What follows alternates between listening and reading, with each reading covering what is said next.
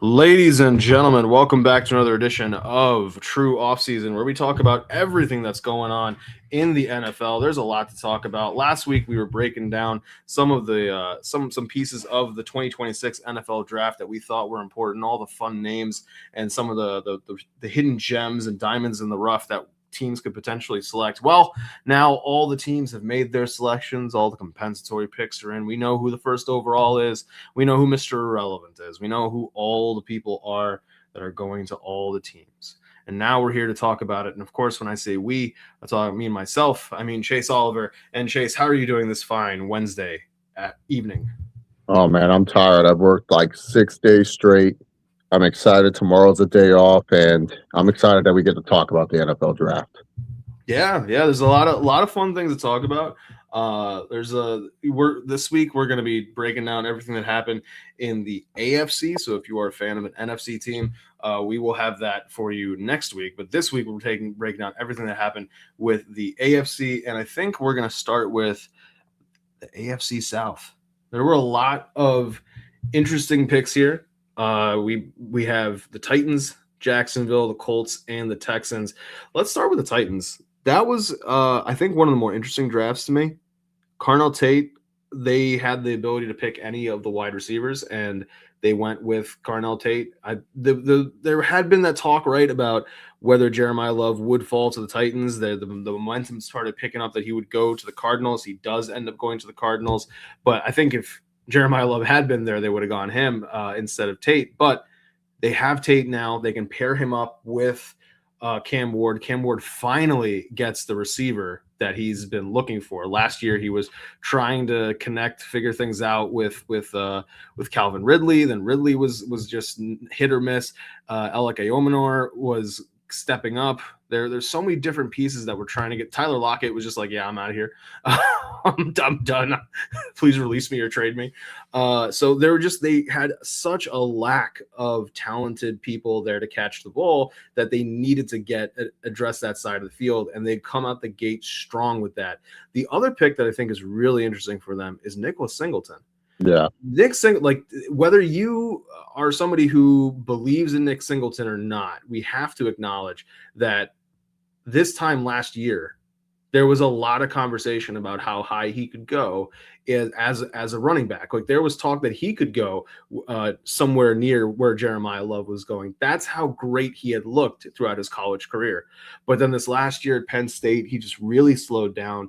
They put him into a little more of a timeshare with Katrin Allen. We don't fully know like all the exact reasons why, like whether there's just like a juice problem, like what mental problem, whatever it could be. But if he's able to get back to that form, you pair him up with Carnell Tate, with Cam Ward. Cam Ward is a fairly cerebral quarterback. He's not like a mobile kind of run first guy, RPO kind of guy. He's much more of a pocket passer. And so if you have Tate, you have Singleton, who's a decent pass catching back. Like those are some pretty good options to try to take out the other three teams in this division. And of course you need defense, and that's where Anthony Hill Jr. comes in. And that was a great pickup. That was one of the guys that I thought maybe could slide to Denver, who needs a linebacker. But how did you feel about the Titans draft? Yeah, I actually like the Titans draft a lot because there's two main things that they kind of needed on the offensive side of the ball and the defensive side of the ball. On offense, they needed some help for Cam Ward. They got Cam Ward some help. They decided Carnell Tate is the best receiver in this draft class. Like whether you say Jordan Tyson is, whether you say Makai Lemon is, they decided that Carnell Tate's the guy. And they took him at number 4, which was a surprising pick. That was like the pick where everyone was like, whoa, wait. But the Arbel Reese is on the board. This guy's still on the board. Sonny Styles, da-da-da. And the Titans were like, nope, we want to help QB1. The guy that we drafted number 1 overall last year, we need to get him some help, so we're getting him Carnell Tate. And then trading back up into the first round and sniping a guy like Keldrick Falk, a guy that, can not only be a good edge rusher who's young and only like at 21 years old, but he's also a really good interior pass rusher as well. So you get two guys that help both sides of the ball. You get yourself a new leader on defense, hopefully, and Anthony Hill Jr., because they haven't had a good linebacker in a long, long time, the Tennessee Titans. It's been a while since they've actually had someone in the middle that you could fear. So getting a guy like Anthony Hill Jr. is great. Nick Singleton, another good pickup. But the rest of this draft, like later on, just a lot of guys that I feel just are filling depth. Maybe can compete. I don't see Fernando Coromona being a starter this year. If he does, it's because someone's injured on that offensive line. Yeah. Pat Coogan, he is, I know, I'm sure Fernando Mendoza loves this guy and will tell me that, he's one of the reasons why the Hoggies were doing some great stuff, but he was just all right to me as a prospect. And Jaron Krenak, it's like, okay, sure. Go ahead. Get a big Oklahoma tight end. I don't know how he's different than Gunnar Helm, but Gunnar Helm's pretty solid for you guys so far. So, yeah, I think they did good in the first half, getting Singleton as like a buy low, like, hey, if he turns out, he turns out. If he doesn't, he doesn't. But the first half, they killed it. The first 2 rounds, they killed it. The rest of the draft, hit or miss. Yeah, I mean, and that kind of threesome or foursome really of Tate, Iomanor, Singleton, and Gunnar Helm. That's gonna be pretty strong. Don't forget about Chimere DK and Wandale Robinson now. Yeah. There's a lot of options there on this offense now. Let's turn to one of the more head scratching drafts. The Jacksonville Jaguars. Okay, so we know they don't have their first round pick because of the trade for Travis Hunter. The trade to move up last year for Travis Hunter. So they gave that pick to the Browns. Okay. So they're starting off kind of handicapped. Now you could technically put, like round 1, Travis Hunter. Like, I would be fine. I'd be fine with you saying that. But then we get into the rest of it. And this is where it starts to kind of fall off the rails for me, because like, I understand that Brenton Strange is a great, receiving tight end. He's a bit of an inline tight end, but is a lot more of a receiving tight end. Yeah.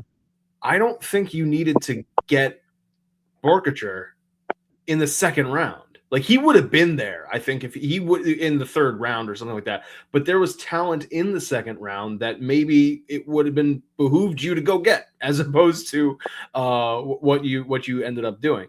Now, your third round picks, Pregnon, I've heard a lot of great things about him as a really good guard. So, like, seeing how he fits in, like, the way this looks to me is that you want to be able to run the ball more with Bashal Tootin and run the ball more with Chris Rodriguez. That is what a lot of this draft looks like to me. Like Tanner Kazoyo, that's another good blocking tight end. And I thought it was interesting. They go back-to-back picks for round 6 on these wide receivers. We need to get some more backup to potentially, if Travis Hunter is now going to be much more of a full-time cornerback than wide receiver, you need a wide receiver 3. So getting some cheap options, considering Trevor Lawrence's very large contract is hanging over your head, that seems kind of smart. But overall, this seems as though it's built towards running the ball more as opposed to airing it out with Brian Thomas Jr. and Parker Washington, which they showed that they could do last year. How do you feel? And Jacoby Myers, how do you feel about this one? Yeah, this felt like Liam Cohen's like, I saw what McVay did with his tight ends. I'm running that 12 personnel set. We're going to do that. Like, the Nate Brookshire pick, I was just like, wait, what? Like, maybe they just didn't want more late round. I don't know. They didn't want more late round picks. They didn't want, like, a bunch of 5th and 6th that they didn't know, like, they didn't have a lot of prospects they liked. This was their number 1 guy out of all the players available, which I was a head scratcher. Like, if you would have taken Pregnon in the second round, it would have been like, okay, cool, you got Pregnon in the second round. What a pickup. But they managed to get Pregnon, who kind of slid into the third round. And a lot of it is because Pregnon, he's more of just a run blocker, which is obviously, as you pointed out, Rodriguez and Bashal Tootin, with Travis Etienne leaving. Yes, it's Etienne, not Etienne. He corrected us on his name pronunciation. So I don't know how you get Etienne out of that. Like, we have to do some research. I don't understand. Like, this, it makes no sense. Where is the CH in this one? I think he's just like Devon Etienne's last name. And he said, yeah, you know what? It's now Etienne. But sure, Etienne, Etienne. But yeah, with Travis Etienne leaving, they obviously have to shore up that offensive line, which didn't do well during certain stretches. But it's like, I don't know, a lot of this draft, I'm just like, honestly, it's not a good one. It's not a good one for the Jaguars fans, for Duval. Like, this is like such a weird one because also too, I felt like defensively they needed a few more pieces, especially in the safety department. Like only getting one safety out of this draft class or one DB, that was a head scratcher to me too. You know what's crazy? So Nate Borkature is taken 56th overall, right? I got the 56 there. Anthony Hill Jr. for the Titans was picked 60, so he was available at the time. But more importantly, pick 58 by the Browns is Emmanuel McNeil Warren. There's your safety. Yeah. Like it was right there. Bud Clark is pick 64 for the Seahawks. Like there was your safety right there. Yeah, no, like to me, I'm just more of like, why didn't you get more DB help? Because I feel like that's what you're kind of lacking on. It's like I know that they're planning on Travis Hunter to play DB full time. That's just one player on that roster. You need more. That's their solution. That's their solution right now. Yeah, I feel Liam Cohen is definitely going heavy 12 personnel, play action. Like that's what he wants to do. He wants to do a little bit more of that. But yeah, it's interesting. This is more, let's wait and see. You know, every time you poo-poo on the Jaguars love to surprise us. They come out of the poo-poo as a dirtier Jaguar, but they do good. So well, let's turn to a team that has a lot of question marks this year. They made some key changes at the running back position, but they've got a lot of question marks this year, and it's the Texans. We got to figure out what's going on with CJ Stroud this year. This is the make or break year for him in a way. They put the 5th-year option and everything like that. So they go, finally, hey, you know, we kept trading away the key pieces of this offensive line. Let's add some in the draft. So it's kind of interesting. It's like, okay, so you traded away known commodities to draft people who will still need to develop from college into the pros. I get cost is an issue, like with the salary cap, but like, okay, like it's gonna be a bit of a learning curve. That being said, I really liked their 1st-round pick in Keelan Rutledge. Like really great. That's an awesome guard. They doubled down with Nwazu in round 4 from Oklahoma. They add different pieces with like the Marlon Klein is another head scratcher. There were a lot of tight ends that came off the board a lot earlier than I thought they were going to.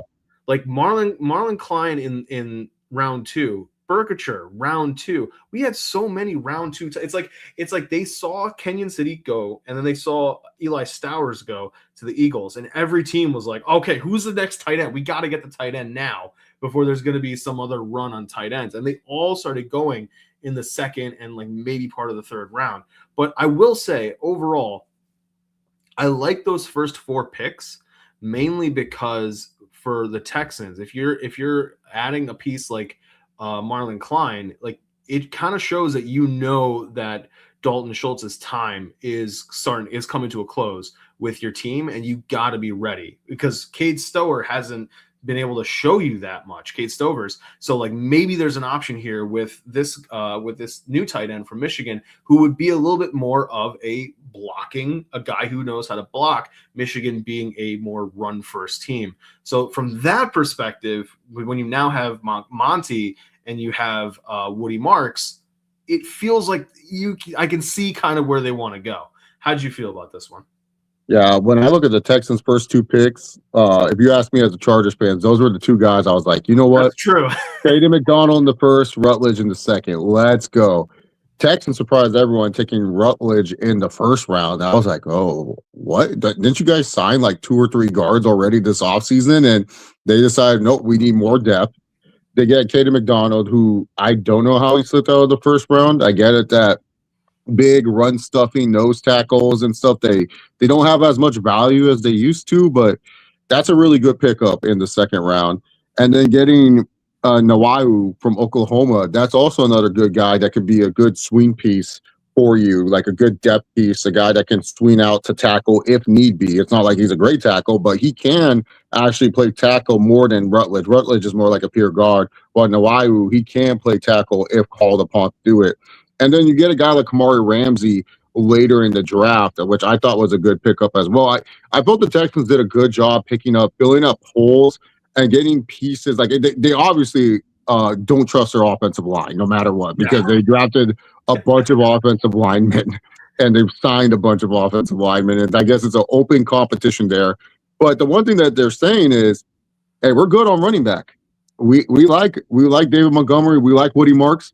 They did not take a chance on any of these running backs that were slipping. They said, hey, we got our backfield. So if you're someone that owns them in Dynasty or you're doing a redraft, you should be looking at a David Montgomery or a Woody Marks, especially later in the draft, and picking up those guys because hey, they might be pretty darn good for you. Yeah. Yeah. I do think it's nice, like for Caden McDonald, just as a career move, to go to a team that has Danielle Hunter and Sheldon Rankins on the D line, and you can just learn from them. Like, they're not asking you to play right now. They're asking you to play next year after they are done paying Danielle Hunter that 1-year contract that you and I were laughing about a couple weeks ago. He's going to find a way to get another 1-year, $40 million contract. But let's turn to the final team in the AFC South, the Indianapolis Colts. Much like the Jaguars, they did not have a first-round pick because they had traded it away for Sauce Gardner. And now they are forced to go into this draft with not that many picks, but they were decently spread out. Like, you can see second, third. It's not like some of these other ones where there's clumps together and then there's a couple rounds where they don't have anybody. They take CJ Allen, the linebacker from Georgia. I really liked that one. And AJ Halsey, the safety from LSU. Yeah. That was, I think, a really great pickup for them. Those are the two real, I think, key pieces. Seth McGowan is kind of interesting to me because they've always been looking, and I think about this from like the fantasy perspective or the dynasty perspective. They have been looking for a solid RB2 behind Jonathan Taylor for a very long time. Pretty much since they drafted Jonathan Taylor, they have been trying to find a quality RB2, and they have tried multiple people. It has not really stuck. DJ Giddens was the most recent one that they've been trying, so maybe he's going to get a little bit of challenge from Seth McGowan. I want to see how that one shakes out. But how do you feel overall about this Colts draft? There wasn't really anything that stood out to me as though like they reached or that I hated about it. It's more like, yes, we need certain pieces. Let's try to get those things that we needed. Yeah, especially on the defense side of the ball. The Colts, they've lost some players on defense due to the free agency and stuff. And, offensively, they paid Alec Pierce a bunch of money. They paid Daniel Jones a bunch of money. So they feel like their offensive core, and especially their offensive line, that's pretty much set in stone. But that defense, you had to replenish talent, and especially because you have a lot of talent that are going to be coming up on their deals. You're not going to be able to keep all these guys, especially for what you're paying Daniel Jones or you're paying Alec Pierce. You pick up the Sauce Gardner contract. You don't have a lot of cap, so you have to replace some of these linebackers that you like and some of these safeties you like with good talent. Getting a guy like CJ Allen, who could have been in the first round if he just tested a lot better, that's a great pickup right there. Plus, he's from Georgia, so you're just using SEC brain like, oh, he knows what it's like to play on Sundays. CJ Allen, he's going to do good. AJ Halsey, a big, tall safety, that length. He's going to have a bunch of broken Madden cards. Like, people are going to be spamming this kid in Madden just because he's so tall and stuff. But that was a great pickup. And then just getting some flyers on some guys like Dion Burks. The dude has speed. That guy's like some nice speed to him. He's really fast. Like, could be someone that you use later on and stuff. Like, especially the receiver room's a little bit more open with Pittman now in Pittsburgh, right? Yeah, he got traded to Pittsburgh. Yeah. So, yeah, I actually felt the Colts, it's just like a nice little, nice little B draft. Like, hey, good job. Like, you guys did well without a first-round pick. You guys got some talented players that could have been first-rounders, like both CJ Allen and AJ Halsey. If you look at mock draft from, like, a year ago, were in the first round at one point. Yeah, in the first round at one point, or in second round at one point. So, they got them where they got them, and good stuff from them. So, yeah, good job by the Colts. As a draft that was fairly heavy on defense, there were a lot of pieces and players that teams could acquire, and I think a lot of them did a good job of getting some key people because a lot of people fell. Like, there's a world where the Seahawks pay Kenneth Walker, and then they're not drafting Jadarian Price in round 1, and that's probably now a defensive player that they're taking, or one of these offensive linemen. So there's a lot of things that happened because of just how the board fell and how it shook out. So let's turn to another division that had a lot of question marks around it, especially because for one team, two teams actually, how many picks, simply put, how many picks they had. And that's starting us off, the Miami Dolphins. My goodness, 13 picks, if I remember right. Yeah, 13 picks. Leading off with Caden Proctor, an offensive tackle from Alabama. Chris Johnson, it's another first-round pick, cornerback, San Diego State. But to me, all of this pales in comparison, as good as Caden Proctor and Chris Johnson are going to be, to Jacob Rodriguez. That was probably like if you were out on the Sunny Style sweepstakes or the Arvell Reese sweepstakes, if you were not high enough, the next best thing was going to be Jacob Rodriguez. That dude is going to be a baller at the middle linebacker, interior linebacker position. And that's the guy I wanted Denver to be able to get. I was like, if Denver was going to move up, it's got to be for Jacob Rodriguez. And on night 2, when he got taken for, like, I was like, this is some bullshit. But hey, shout out to Miami for identifying the talent and saying that's who we want to get in the building. I will say I do like the Chris Bell pickup in round 3. Yeah. That's a wide receiver that would have been a first-round talent, but for the fact that he's recovering from an ACL tear that happened in December. Now he is running in a straight line, and he's at full speed. He's going 18 miles per hour again, but we don't know all the agility drills just yet and all of the ability to cut back and forth. And once we get to the AFC West, we'll see another player who suffered from a very similar issue, and that's why he fell. But if Chris Bell pans out and he turns into what he should be, aka a first-round talent, that's your new Jalen Waddle. That's your new Tyreek Hill. And that's going to be the guy that helps build whoever is the quarterback of the future in 2027. You get this wide receiver's feet wet. You get him comfortable moving against pro-level cornerbacks, because there's pro-level cornerbacks in New England. Gonzo is waiting for you, Chris Bell.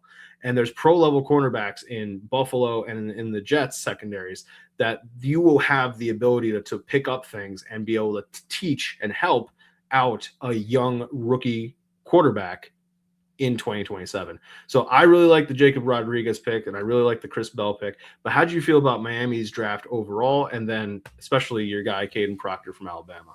Yeah. So Miami's draft, it looked like the Dolphins kind of looked at this draft like, they had a lot of pieces to fill. They let a lot of guys go. They traded, like, that wide receiver room is pretty much depleted. So they went heavy on wide receiver in this draft. And they got guys like that I feel like can play for them and can actually be a starting wide receiver for them, or potentially a number 1 wide receiver. Like you mentioned with Chris Bell, Caleb Douglas is a nice player too. I like him a lot as well. But getting a guy like Jacob Rodriguez, you're already rebuilding the defense and saying, hey, if this guy pans out like how he did at Texas Tech and being this turnover machine that he was over there. And we saw this year's draft. It was like Texas Tech had a lot of people getting drafted this year. A lot of Texas Red Raiders got drafted this year. It's like the most they've ever been drafted. Texas Tech is building up a nice little pro facility over there. And so if he can lead this defense and make it a lot better, that's good. I looked at this draft and they said to themselves, we're building for the future. We're going to be taking guys that are experimental talents, and if they pan out, they pan out. If they don't, they don't. That was the Caden Proctor pick. That was the Chris Johnson pick. Caden Proctor, he randomly on draft day, out of nowhere, just started getting buzz that he could be a top 10 pick. And the Dolphins ended up, saying, we're going to stop this buzz. Boom. And they decided to take him at 13. Is he a tackle at the next level? Is he a guard at the next level? We don't know. But he is an athletic, big football player. That's one thing. And then Chris Johnson, fast, really, really fast corner. Let's see how he does in coverage. He does. I think he's a good cover corner, and especially in man-to-man defense. But let's see how he does in coverage. Like, It's weird seeing San Diego State in the first round. That's not like an offensive player. That's I don't know. If we're gonna talk about like potential reaches, like I guess it could be because like who was the competition he was going up against. But to your point, we're gonna find out really quickly because he's gonna have to be guarding people like Khalil Shakir in Buffalo or Keon Coleman, or more importantly, DJ Moore against Buffalo. He's gonna have to be guarding or helping to guard Garrett Wilson when they play in New York. And whoever, like, it could be AJ Brown. We don't know yet in New England. It probably will be, but it's not guaranteed. But those are three top flight wide receivers between Garrett, DJ Moore, and AJ Brown. So put your working cleats on. You're gonna need them. But speaking of one of those teams, let's turn towards them. And Buffalo, there's some head scratching here. And it's just one of those things where it reminds you that they recently went through a custody battle of the team, and the coach lost to the GM, and Sean McDermott got fired, but Brandon Beane stayed. And this draft feels a lot like a Brandon Beane draft. There's some players that can potentially help you. There's some diamonds in the rough to develop, but he doesn't have Sean McDermott to develop those people anymore. It's Joe Brady who's got to develop those people. And I don't know if Joe Brady has the full-fledged pedigree to be able to develop them. We're going to see. Yeah, he had Jamar Chase and Justin Jefferson the same. But actually, I think Chase dropped out there for a sec. But he, to Chase's point, what was it the other day? I think they were having Jettas do something where it was like you got to pick that randomly would settle on a team, and then you got to pick the player or pick a player from that team, and you can't pick it you can't pick anybody else after you select that person. And he got to Buffalo. He got to Buffalo and he picked Joe Brady. Where they're asking like players, they'll be like, all right, it stops on a random team, then you got to pick somebody, but you can't pick anybody else for for that position. Mm-hmm. They were doing this with Jefferson, Jettas, and it got, if I remember right, it was Jettas, and it got to coach. He had Buffalo came up, and he already had a quarterback, and I think coach, he picked Joe Brady because he was like, yeah, I know Joe, which I was like, all right, cool, that's an option. But yeah, they did the same thing they did a couple years ago with the Xavier Worthy Keon Coleman thing. They were in the late part of the first round. They trade out of it, and they keep trading down, and they finally pick TJ Parker, defensive end from Clemson. And it's interesting to me like that they would do this, but then at the same time, I understand you're not paying first round money, but you're still kind of getting first round talent. But it's sort of like adding void years to contracts, right? Then they have to do things like this because of the amount of money that they're paying Josh Allen. Now, I like Josh Allen just as much as anybody else likes Josh Allen. Romeo doesn't like Josh Allen, but like outside of Romeo. But if you're going to extend him on top of already extending him 2 years ago, you're giving him all this brand new money. That money has to come from somewhere. Well, where it's coming from is the first round talent that you would have picked. But by keep continuing to trade down, you are saving that money. However, like I said, it's sort of like adding void years because now you don't have, let's say TJ Parker turns into a great player, you don't have that fifth year option. You don't have that ability to guarantee that you keep that person for an extra year while you do the negotiation process. You might have to put a restricted free agent tender on this person in 4 years. We don't know. But that's one of those things that penny wise, pound foolish might be a thing here. And as much as I like the concept of Skylar Bell as a receiver, I don't know if Skylar Bell fits this team because Skylar Bell does the exact same thing that Khalil Shakir does. So it's like it's a hat on a hat. It's like you needed somebody who could do what Keon Coleman does, but better than Keon Coleman because Keon Coleman can't do what Keon Coleman does, or at least he's not able to do it the way you need him to. And why you'd get a wide receiver that kind of just does what Khalil Shakir does, I don't know, but okay. Like if the idea there is that DJ Moore really is going to be the focal point of this offense, then I guess I guess you're just going to be doing like trips Y flex, the play action crossers. Like that's going to be the play every time. It's going to be like DJ Moore, Khalil Shakir, Skylar Bell. Just go. And then what's going to happen? Josh scrambles for 8 yards and a first down. Exactly. Or levitates like in that playoff game against the Jags where he's just flying in the air. I couldn't believe it. How'd you feel about this one? I did not like Buffalo's draft. I did not understand. Like, I understood they were trading down because they liked someone else later in the draft, and so they were trying to get it. And then the Chiefs, I think, sniped their pick, and then they wanted to trade down again. And then the Titans sniped their pick or something, or the Titans got ahead of them and chose who they wanted. Something like that happened where they just couldn't believe that they got sniped twice or whatever. It is what it is. But TJ Parker, it's kind of like, yeah, he's a first-round talent, but a lot of other teams, like I wasn't really that high on TJ Parker. I'm just like, okay, is he going to be another Clemson edge rusher where, yeah, he kicked ass in college, but then got to the pros and it's like, oh yeah, he wasn't as good as we thought he was going to be and stuff. Like, honestly, my favorite picks are Jalen Kilgore and Caleb Elamzor, but I don't see those two playing anytime soon for them. So it's just like, but they're good. It's good value for what you got them at. Like, I don't know. This draft is just. This is what I mean by where we were talking earlier, where it's a team that is drafting people to potentially help them when the more expensive people, they can't pay them anymore. Yeah, exactly. Because they're going to be paying Josh Allen. So now you get Kilgore and you get Caleb Alarmzor, and you can be like, all right, we can let the older guys, kind of move on to bet something else. Mm-hmm. So we shall see. We shall see how the Buffalo Bills, like, because they got shocked. They got upset this past season when it came to the playoffs. I'm not talking about the Denver game, even though that itself was an upset.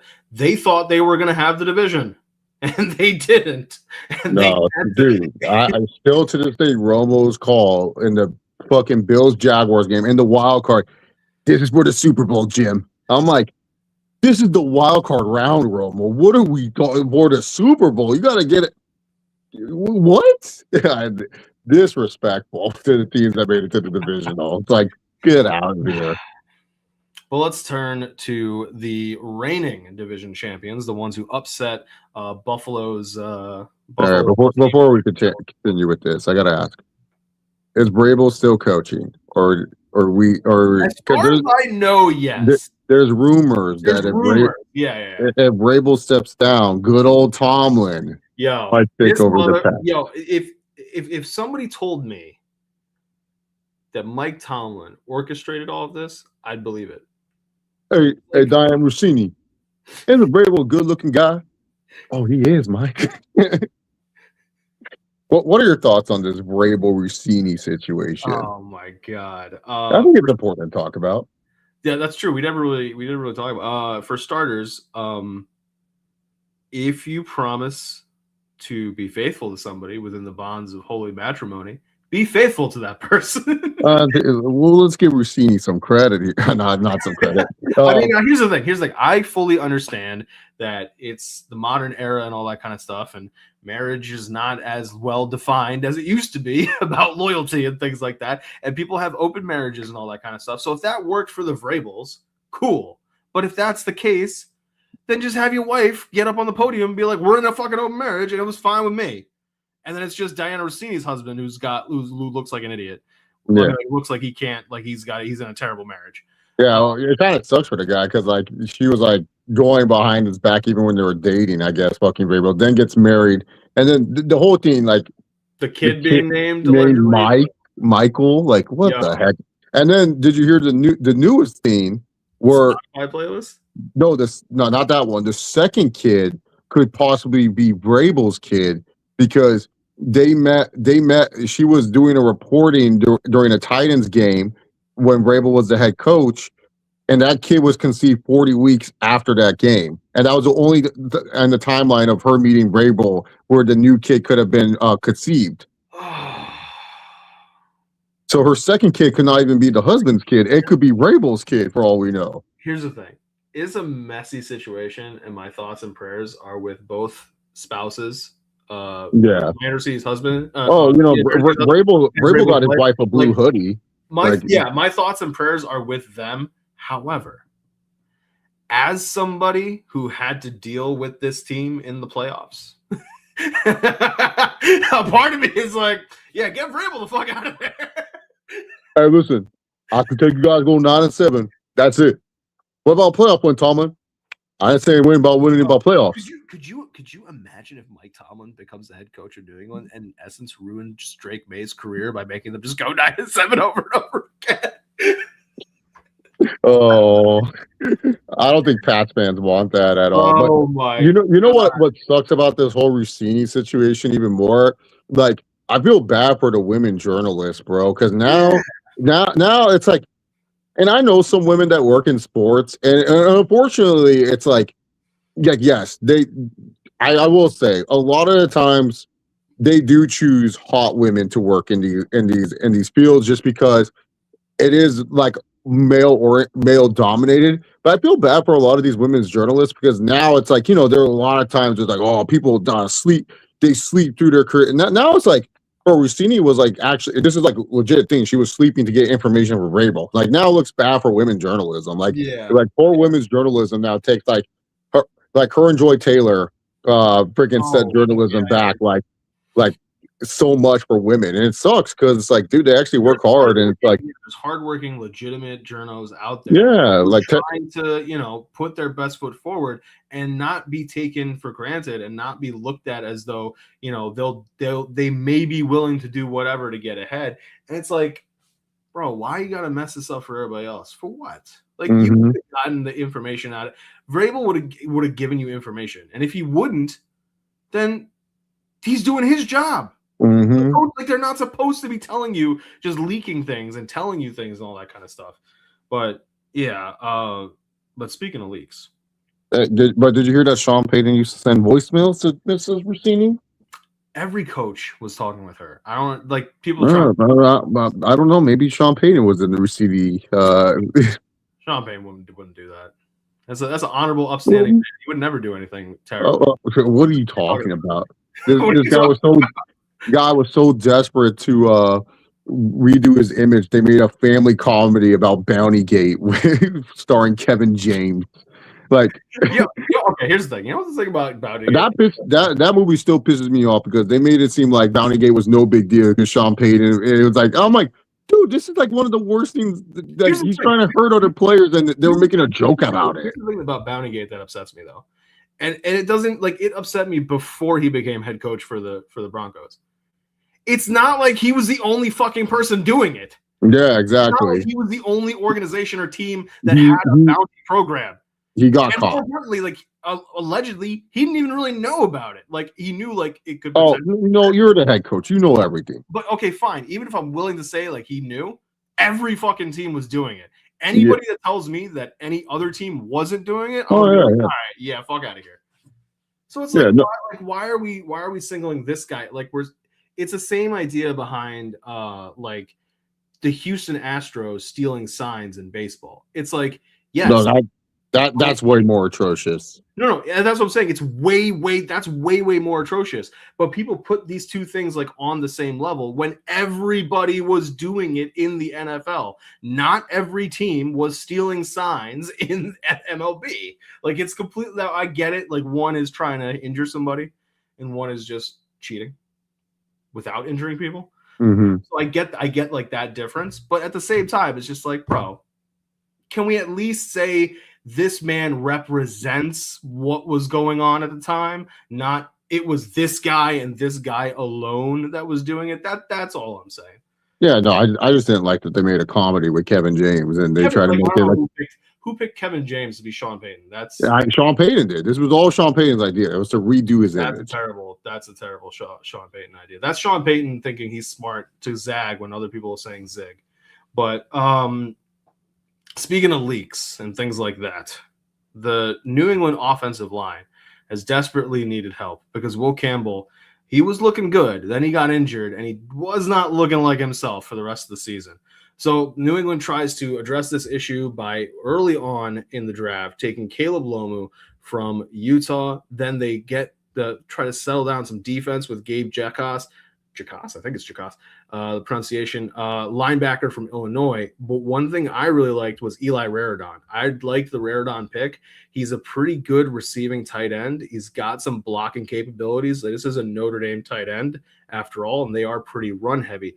But one thing I did like is that they know that Hunter Henry, Chargers legend Hunter Henry, will probably not be on the team for that much longer. He is getting up there in age, and they are addressing that quickly by getting a tight end fairly high up. That's a third-round pick, and a Josh McDaniels system. That he uses tight ends pretty well. Like we've seen a bit of a resurgence for Hunter Henry's career since he went to New England and since Josh got there. So I have some high hopes for Eli Raridon. The rest of this draft, it seems as though it's guys that are going to be there to try to help fill out roles and help build up the rest of the defense. A lot of depth pieces. There's it's a common refrain for this draft. If teams needed depth, this was the draft to get that depth. How did you feel about New England's draft? Yeah, very depth-heavy draft. Getting Caleb Lomu, I know everyone is roasting and this is a bad look on my guy. The dance video that he did for ESPN, what are you doing, bro? But the dorkiness, the goopiness of that dance video, that's an all-pro offensive lineman if I've ever seen one. You see that? I did some. So as you guys know, there's always like inside jokes about how you want your offensive linemen, especially the white ones. Yeah. I did research. Definitely MAGA. No hunting. That's the only strike against this guy. But Caleb Lomu will be a good offensive lineman. And Will Campbell with your little T-Rex arms. Learn guard, buddy. Yeah, you and Caleb Lomu will be a great tandem on the left side. Let's go. Hey, man. Whatever will help Mike Vrabel decide to run the ball with what do you mean, Mike Tomlin? Andre Stevenson and not Travion Henderson. What you mean Mike Tomlin? Oh, yes, potentially Mike Tomlin. Bro, come on, John. Can you imagine Mike Tomlin with Travion Henderson and still running the ball with? Man, I ain't even running this guy. He can just run kick returns. Mike Tomlin don't care about no small running backs that are fast. Come on. Listen. He might trade a pick for James Conner the minute he gets in the office. Go call the Cardinals up, be like, hey, I see you guys have a bunch of running backs. Can you give me James Conner for a 6th-round pick? They're like, do you want Tyler Algier? He's like, Tyler Algier? Why would I want that? No. Give me James Conner. James Conner with Mundre, that's my backfield right there. It's like, all right, whatever you say, Toms. Crazy. Well, let's turn to the team that had not one, not two, but 3 first-round picks. The New York Jets. This was a draft that they're hoping is going to be the one that helps them take off. See what I did there. For the future, they've got a lot of picks next year too, and they're hoping that the quarterback of the future is going to be there. But the quarterback of the future needs people to throw to. He needs targets, and they went and got Kenyon Sadiq, who was projected to be tight end 1 of the class, and Omar Cooper Jr., who is one of the really good wide receivers, not one of the big 3 or the big 3 of this draft, but that next tier down. He was one of the leaders of that pack, and they get Omar Cooper Jr. from Indiana. But really the interesting one pick here is that David Bailey pick, because people were saying the draft really started. Like that was like that common joke that you heard or common refrain that you heard on draft night, because Fernando Mendoza was such a foregone conclusion. So really the question was, where were the Jets going to go? And the Jets could have gone David Bailey, which they did. They could have gone Arvell Reese. They could have gone Sonny Styles. But what they wanted was that edge rusher. They wanted the guy who looks like he's going to be one of the best edge rushers for in a while, and in the form of David Bailey, a great player out of Texas Tech. Mm-hmm. I'm intrigued. I want, because for a lot of times, like we have obviously for the 24 draft, right? We've got all those quarterbacks that are going to be tied to the hip: Caleb, Jaden, Bo, Drake, Penix, JJ McCarthy, all tied to the hip. And we've also got Marvin Harrison Jr. We've got Neighbors, Odunze tied to the hip. I want to see what's going to happen with Arvell Reese, Bailey, and Sonny Styles. Because each one of them is because the Jets could have gone in any one of those directions, and it kind of shows how you your team building philosophy. And they wanted the specialized pass rusher. Mm-hmm. Arvo Reese is more of a jack of all trades between the two of them, and Sonny Styles is like the off-ball linebacker. So it's like you specifically wanted the pass rush, and I want to see how that one shakes out for them. How do you feel about this draft for them? And do you think that they don't even need to bother with looking at the quarterbacks next year? Because man, Cade Klubnik, he's right there. Nah, Klubnik will be nice to play for a little bit, especially because Geno, he likes to get hurt. There's games where Geno Smith will be out.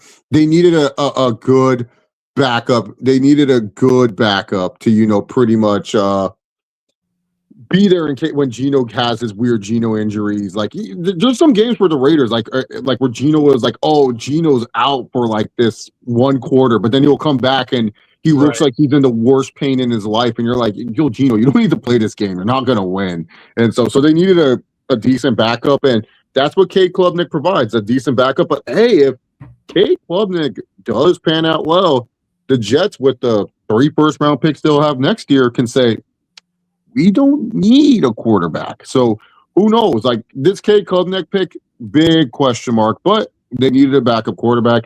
But in terms of the first 4 picks, that's my favorite thing about the Jets. The rest of this draft, okay, that's fine. I like David Bailey a lot. Very, very good pass rusher. That's what the Jets really needed. It's just someone to get after the quarterback, bring pressure to the quarterback. This team got 0 interceptions last year. 0. And why is that? Not just because the quarterback's going to get them. They couldn't get any pressure on any of the damn quarterbacks that they were facing. They depleted their whole defensive line. They needed to replenish it. They get a guy like David Bailey, who isn't like an Arvell Reese, where it's like, hey, what is he? Is he going to be a linebacker? Is he going to off-ball linebacker? Is he going to be an edge rusher? We have to wait and see. Sonny Styles tested well off the charts. Could be the green dot guy, but is he the guy that Aaron Glenn wants to lead the defense? Probably not.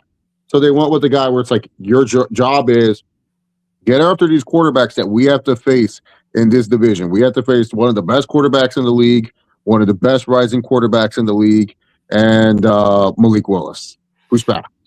Like we have to go against these guys. I mean, that's in his favor. Yeah, and then you get a guy like Kenyon Sadiq that is just we really don't know like what he's going to be. We don't know if he's going to be a true tight end. We don't know if they're just going to line him up all over the field, be a nice little slot receiver, be a fullback like that run, or like sometimes maybe play running back for some possessions just for fun and shits and giggles. But it's a great athlete, so we'll wait and see on that. But I think their best first round pick was definitely Omar Cooper Jr. You needed someone across from Garrett Wilson that's reliable.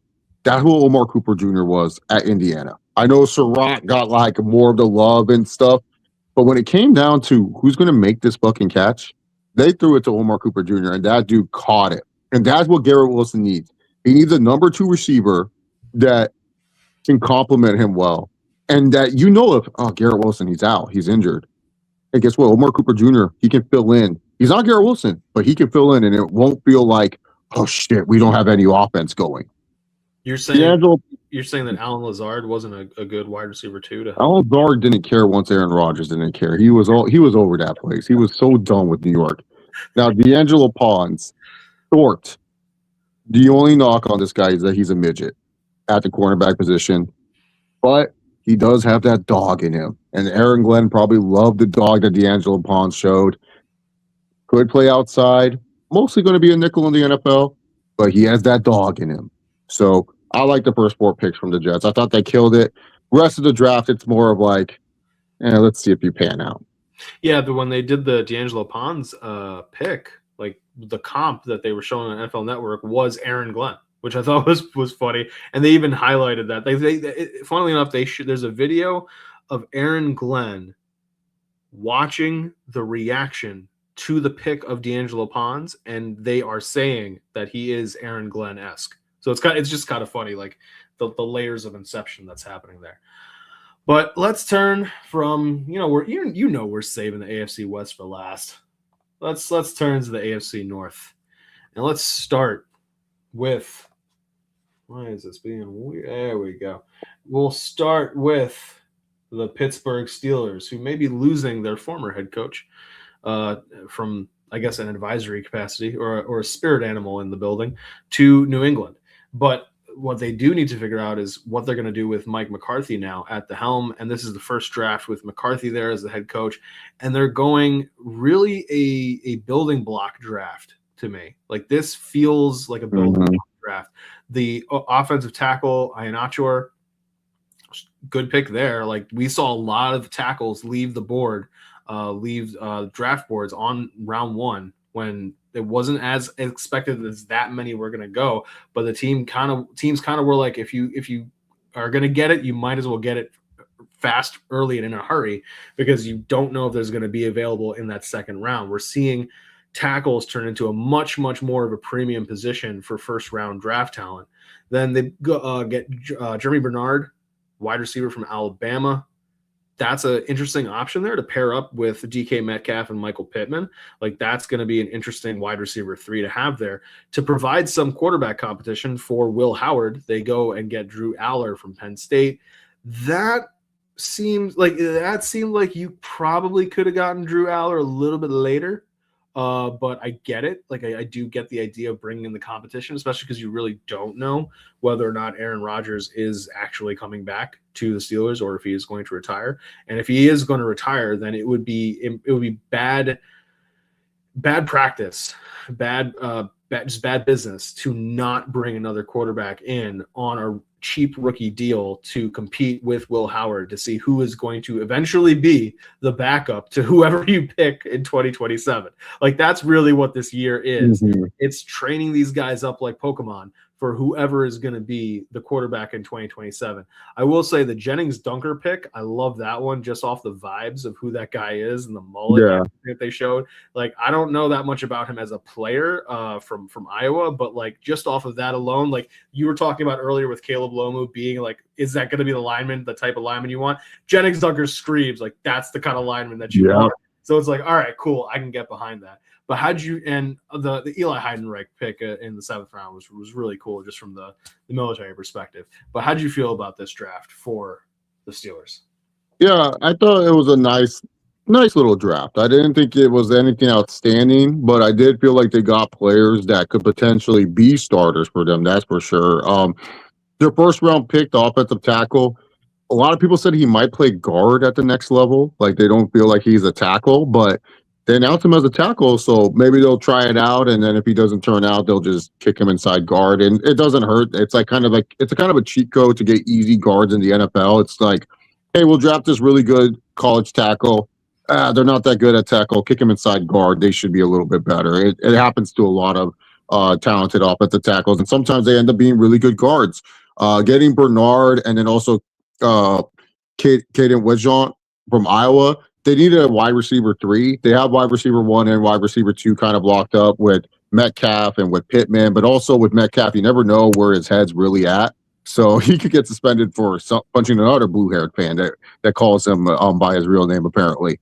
That's why he did that. So Bernard is, I like Bernard. I think Bernard is just like this great run after the catch wide receiver. Has like when he catches a ball, he's like a running back. Like, he starts juking and doing all these like crazy moves to get out of bad spots. Does a lot of spinning. Defensively, I didn't like a lot of their defensive picks. I felt they could have gotten better players at that position. And then the Drew Aller, like, I don't know. That pick, I'm just like, yeah. I'm fuzzy on that one. Like, I get it, the idea of you needed to bring in competition for old boy, for Will Howard, but like, I guess. Like,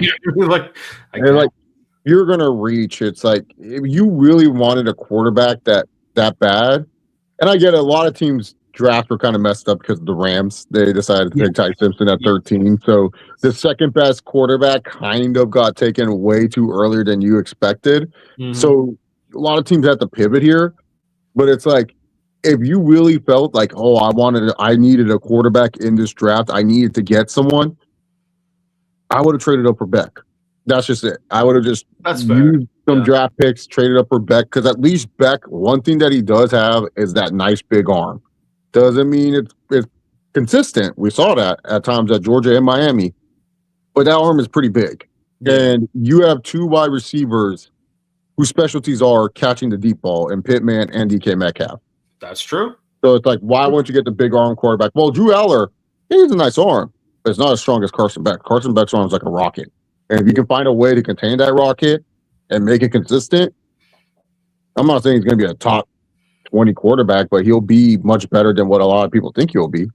One thing I will say is from a fantasy or a dynasty perspective, Eli Heidenreich does not seem like he's going to be that much competition for Caleb Johnson to retain the RB2 spot or to get the RB2 spot behind Jalen Warren. So Mike McCarthy had every opportunity now that he's coming in. He wasn't part of the regime that picked Caleb Johnson. He had every ability to get rid of him or to replace him. He didn't really do that. So I'm interested to see what that means for the future for Caleb Johnson. But let's turn from one team that likes to run the ball to a team that loves to run the ball, or at least did under their previous head coach. And we remains to be seen whether they will under the new head coach with Jesse Minter and the new offensive coordinator. But I think we can tell from that first round pick that they want to run the ball. With Derrick Henry and with Rasheen Ali and with Justice Hill and with Adam Randall that they got in round 5. We've got the Ravens picking Vega Ioane, guard from Penn State, one of the best guards that was, I think, the best guard that was available in the draft. Like you could, the argument kind of was between him and Rutledge, but I think Ioane had the crown there for best guard. Man, this is a really, really interesting draft because Jacoby Lane is a wide receiver that needs more polish. Elijah Surratt is one that's way more pro-ready. The fact that Surratt was taken after Jacoby Lane is interesting to me. I do like that they did get Surratt, though, because that helps you pair up with Zay Flowers. I want to see what's going to happen with these 2 tight ends that they got because I think they realized, one, they got to replace Isaiah Likely as an option in the offense, but 2, Mark Andrews, similar to Hunter Henry in Baltimore, similar to Dallas Goedert in Philadelphia. We're just going to see a changing of the guard when it comes to these tight ends, and so they know that his time is drawing to a close for sure. In Baltimore, they got to get the next guy in there and get them working and training up. A late round pick that I really, really liked for them was Rayshawn Benny from Michigan, defensive tackle. That I thought to get him in the 6th round, I thought was really, really good value for the Ravens. And the Ravens are generally really smart drafters. They always have been. Like, you could change out the coach, but I think that Jesse Minter is the kind of person who would be very open to hearing what, the general manager, like Ozzy's just had great drafts, you know what I mean? So he's got the pedigree behind it. This seemed like a really, really strong draft for the Ravens. A lot of key pieces that they picked up. Honestly, I'm surprised they got Surratt because I really, really expected Surratt to be a Raider. But it didn't happen, and they got him. So how did you feel about the Ravens draft? Yeah, the Ravens, they just stood packed, traded a little bit, but they were just like, oh, these people are passing to these guys? I don't get it. We'll draft them. And stuff. They just picked in the positions. They were just like, hey, this guy's ranked this high. We're going to draft him then. Vega Ioane, great pickup. Zion Young, nice pickup. Jacoby Lane, I like that pickup. Surratt, I like that pickup because they needed more receiver depth outside of Bateman, outside of Zay Flowers. They needed some competition in that receiving room. Like, Bateman hasn't really shown much for being a first-round pick. No. And then also, too, like, Zay Flowers hit or miss with his hands. Like, that's the one thing about it. Elijah Surratt was reliable for Fernando Mendoza. And then also Jacoby Lane, a talented USC wide receiver. And now, Rayshawn Benny, Minter's familiar with him, coached him at Michigan, so that was probably a Minter pick. But also replacing your tight end room, you get Matthew Hibner, who kind of replaces Isaiah Likely. And then you get Josh Cuevas, who replaces Charlie Kohler, who signed with the Chargers. Josh Cuevas is pretty much what Charlie Kohler was, but he is not as a good run blocker as Charlie Kohler, but he can run block. And so they pretty much refreshed their tight end room, got younger in that tight end room. I really do like what the Ravens did because you would figure defensive coordinator, first year as a head coach, he's going to go mostly defense. But he really focused on the offensive line of the ball, even though the Ravens' defense was kind of one of the reasons why they lost a lot of games. They're giving up a bunch of yards. But Minter believes in his scheme and that his scheme works. And it has worked. If you looked at the Chargers defense the last 2 years in terms of like the nerd stats, it pans out well. So, yeah, I think Minter went with more of his weakness where he's not really the offensive guy and he wanted his coordinator that he brought in to feel heard and build a system around Lamar Jackson where Lamar Jackson's going to be running a completely different system. So, yeah, I felt they did a great job in this draft, the Ravens, and, getting players that will make a difference and getting guys like when they did go defense, getting them at good positions like late, like, Chandler Rivers. A lot of people had this guy mocked in the third round, and some even said late second. He falls all the way to the fifth for whatever reason, and they take a chance on him. So, yeah, I'm very intrigued to see what's going to happen with the Ravens offense because it took me a second to remember who their offensive coordinator is, and Declan Doyle. I forgot it was Declan Doyle now, former tight ends coach. Hint, hint. Hibner, Andrews. Josh Cuevas, former tight end coach for the Denver Broncos, former offensive coordinator for the Chicago Bears last year. He does a lateral move to the Ravens. Maybe he's a guy who's looking to be a head coach sooner rather than later, but this is how you prove it, is to help take this offense that has been floundering a little bit these past couple of years and get them back on track. But if there's a team where offense, defense has been floundering, it's the Cincinnati Bengals. The offense at least has been looking good.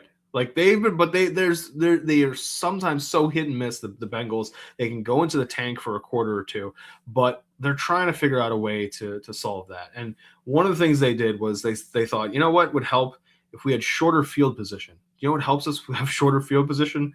A better defense. Oh, Cincinnati? Who would have thought? And so they said we don't think we're going to get anybody at the 10th overall pick as good as insert player's name here. So we'd like to trade for that player. And when you pulled the little thing away, you saw that the name was Dexter Lawrence. So they traded the first round pick to the Giants for Dexter Lawrence, leaving them with the options that they had here for all these other picks.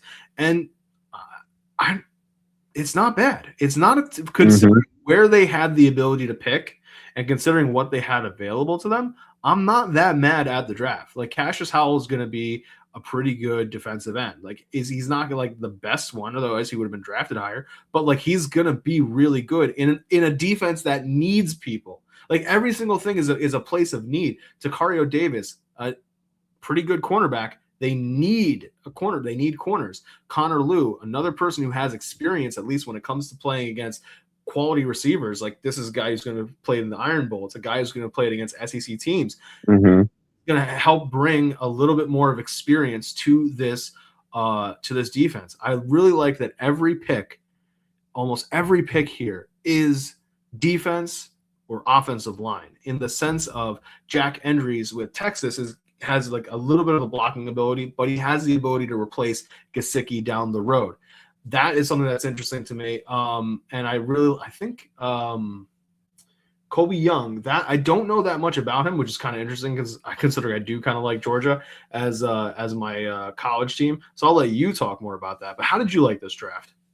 Yeah, I thought the Bengals did a good job of, just kind of look, they need to replace Trey Hendrickson. I'm not saying Cassius Howell replaces Trey Hendrickson, but with what they did with their defensive line, not only adding Dexter Lawrence, but also Jonathan Allen, they have, and also Boye Mafe, who they signed in free agency.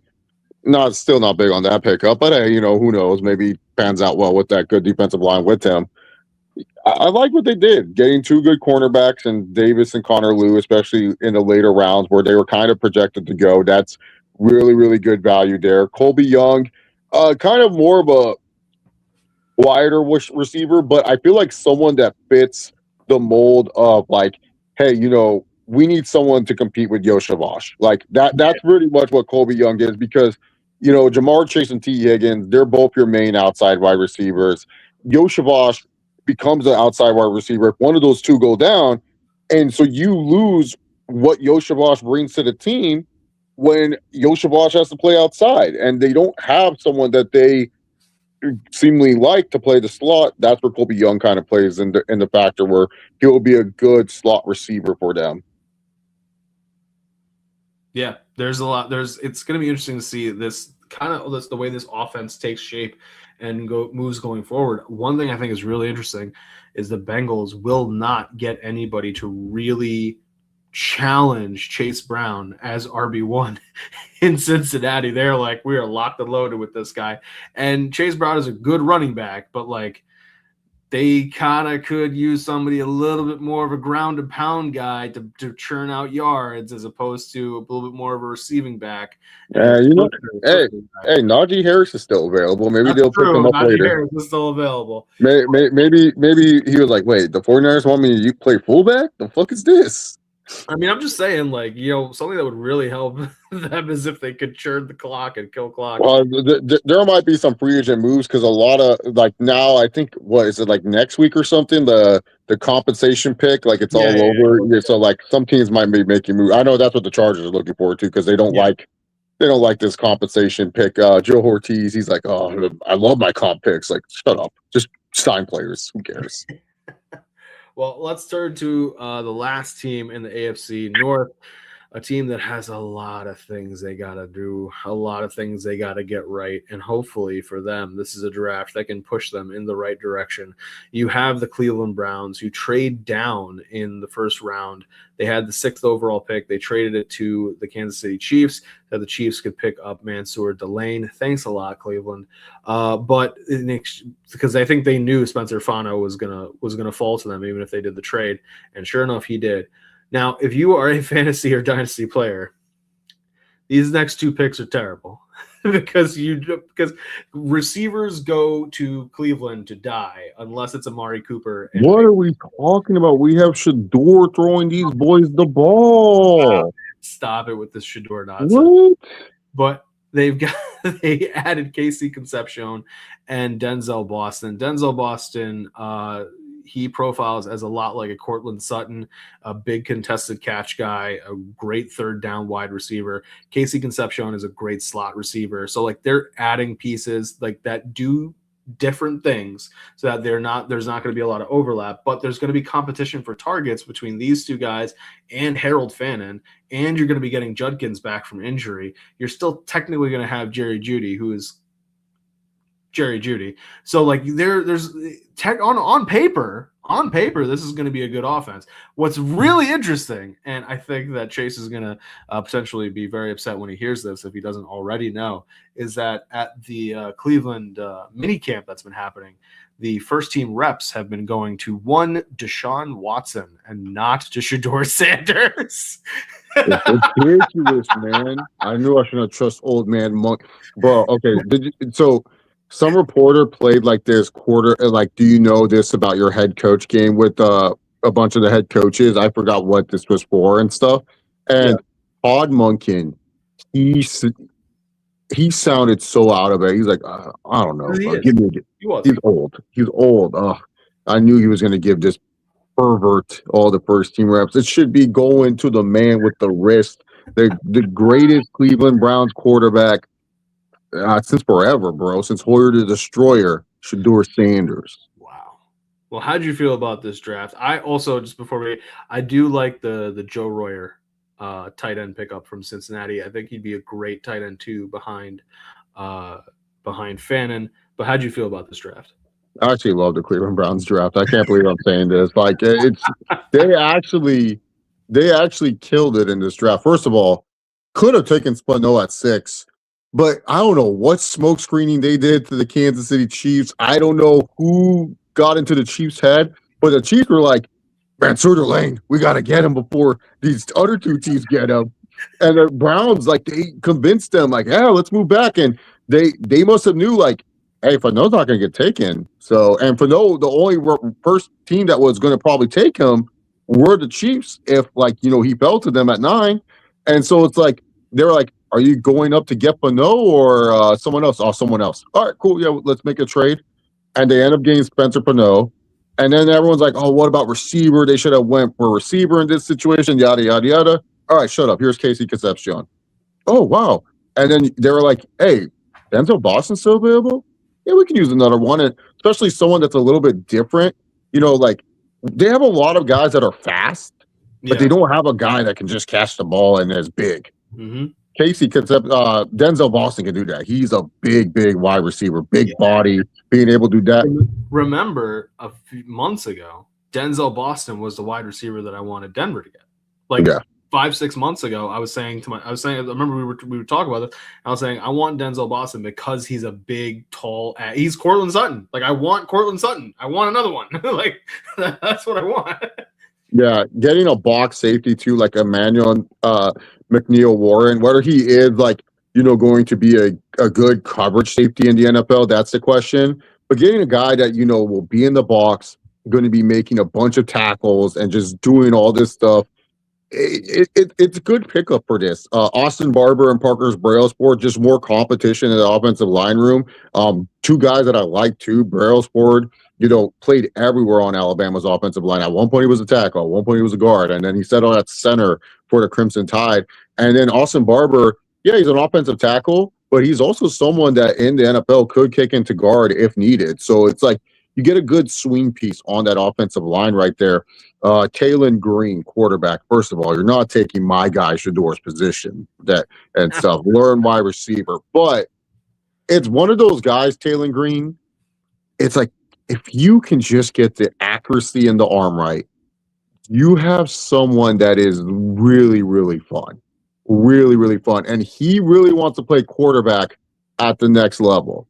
I definitely think that he could be someone that where he does try quarterback for a little bit, and then he realizes, maybe receiver is the best position for me. Who was the one Terrell Pryor? Kind of like Terrell Pryor and stuff. Where Pryor did play a couple games in the NFL quarterback, and then kind of realized, funny enough, both Arkansas guys. Funny enough. But maybe go ahead and get and learn some reps at wide receiver too, because he's a freak athlete and stuff. Well, we saved the best for last. The best division. In I give my draft grade an F. Fuck them. And the I would say the second best division in the league. We're the best. Shut up, John. I would put the NFC West. Man, you're such an idiot. Actually, maybe I put the NFC North, but the NFC West is really good. Whatever, man. Well, listen up, Pat. We're gonna start by talking about your Kansas City Chiefs, Pat, and of course, we're gonna lead off with the most important part and the most important pick out of this entire Kansas City draft. Nuss the bus. They are replacing Patrick Mahomes with Garrett Nussmeier. 7th round quarterback, LSU. I didn't even bother to put the pick number up there. It doesn't matter what pick number he was. Quarterback from LSU. No, I'm kidding.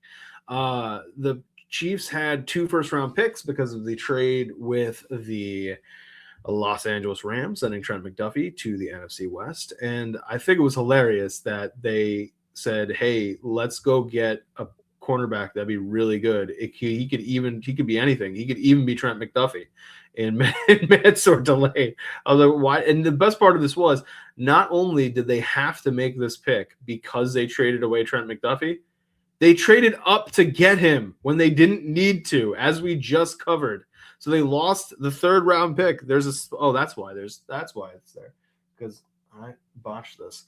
But there is a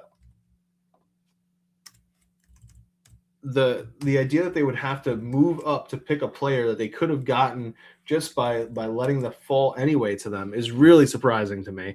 It's Brett Veach is usually a lot better than this, but then he was able to kind of salvage it a little bit by getting Peter Woods in the end of the 1st round. That I like that pick up there. Peter Woods, I don't know if he necessarily should have been a higher draft pick, but he probably shouldn't have been a 2nd round talent. So getting him there, I think, is really good. Our Mason Thomas, I've heard this guy talked up so much. What a chief name, right? Doesn't that sound like a chief? He's so talked up that it's just like this. Just feels like it's gonna be a great pick for the Chiefs. That annoys the shit out of me. What I will say is interesting is that they went defense, RB2, wide receiver 4, and then QB 3. Like when they decided to finally switch to picking offense, they were just like, all right, yeah, we got to get some people. And I like Emmett Johnson. That's not a knock against Emmett Johnson. It's just like the rest of the picks are very underwhelming once you get past Emmett Johnson. Like, I don't know what exactly Cyrus Allen's going to be providing for them. Like, what is the purpose of Cyrus Allen really there? And like, I guess the wide receiver room is open in the sense that there's Rashee Rice and then maybe Xavier Worthy. I don't know. But at least they have somebody in the form of Nussmeier in the off chance that Pat isn't able to make it back for week 1 and starts the season on either PUP or the IR. But how do you feel about this draft? Like, I think that it's really going to be what happens with the Delane pick and the R. Mason Thomas pick. We kind of know what Peter Woods is. Yeah, Peter Woods. It's a great team for him to go to because he's going to learn under Chris Jones and learn like certain things that will make him a really good player to our expense, unfortunately.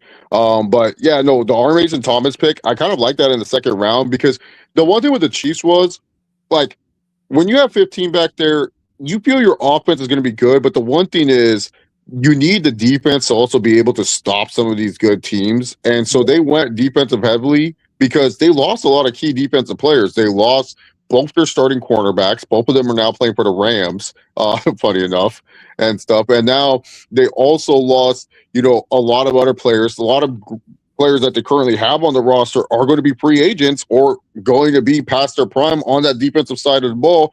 So you have to reload a little bit on the defensive side of the ball. I wonder if Emmett Johnson, if he has any funny Raiola stories that he's going to tell Pat. Like he's going to be like, hey, man, hey man, he'd be doing stuff like you all the time. So he's used to Pat and stuff. And like I mentioned before, that Johnson, I felt he was, in my opinion, the second best running back in this draft class, just because, or the guy that could be, like the next best thing if you can't get Jeremiah Love, because he's someone that can play all 3 downs as a running back. He's someone where it's like he's a 3-down running back. He can carry the load if needed, and he'll make a great partner to Kenneth Walker in that backfield.